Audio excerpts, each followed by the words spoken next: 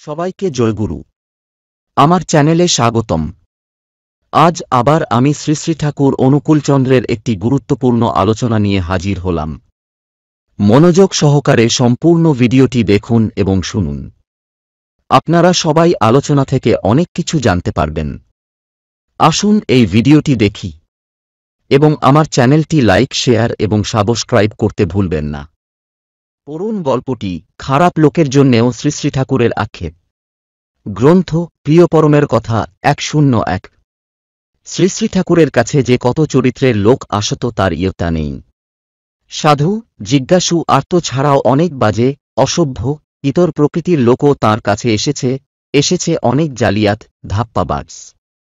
এসে তারা নানারকম বোলচাল দিয়ে ঠাকুরকে কবজা করতে চেয়েছে, ব্যবহার করতে চেষ্টা করেছে নিজের স্বার্থে। সরল সহজ শিশুর মতন তাদের সঙ্গে কথা বলে গেছেন শ্রী শ্রী ঠাকুর। সুকৌশলী মনস্তাত্ত্বিকের মতো তাদের চিত্ত আকর্ষণ করার চেষ্টা করেছেন, কিন্তু কখনো বুঝতে দেননি যে তাদের ছলচাতুরি তিনি ধরে ফেলেছেন। তারাও মনে করত ঠাকুর তো বেশ আগ্রহভরেই আমাদের কথা শুনছেন, আমার চাল নিশ্চয়ই তিনি ধরতে পারেননি।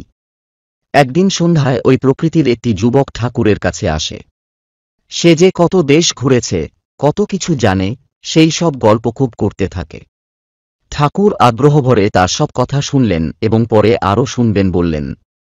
সে ভাবল, যাক, কার্যসিদ্ধি হল তাহলে, কারণ সে চায় তার ছলচাতুরিতে এখানকার লোকগুলিকে বশ করে কিছু বাগিয়ে নেওয়া।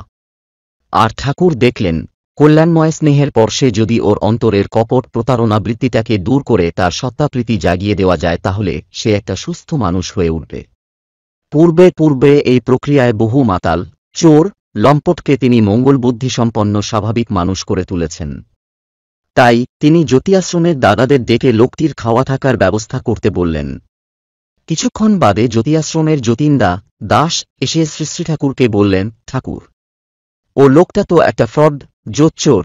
বিশ্বেশ্বর ঈষৎ গম্ভীর হয়ে উত্তর করলেন, আপনারা কি মনে করেন যে আপনারা যা বুঝতে পারেন সেটুকু বোঝার ক্ষমতাও আমার নেই? তারপর বলে দিলেন, কিছু বলবেন না। যতীনদা ফিরে গেলেন। লোকটি তখন জ্যোতিয়াশ্রমে বসে হাত পা নেড়ে খুব গালগল্প করে চলেছে। শুনতে শুনতে বিরক্ত হচ্ছেন সবাই। একসময় যতীনদা ও কালিদাসদা মজুমদার একেবারে ফেটে পড়লেন। কড়া ভাষায় লোকটিকে বুঝিয়ে দিলেন সে এক নম্বরের মিথ্যাবাদী, ধাপ্পাবাজ, বাচাল ইত্যাদি। খাওয়ার পাট আগেই চুকে গিয়েছিল। এরপর সবাই শুতে গেলেন। ওই লোকটিকে জ্যোতিয়াশ্রমেরই একটি কোণের ঘরে শোয়ার ব্যবস্থা করে দেওয়া হয়েছিল।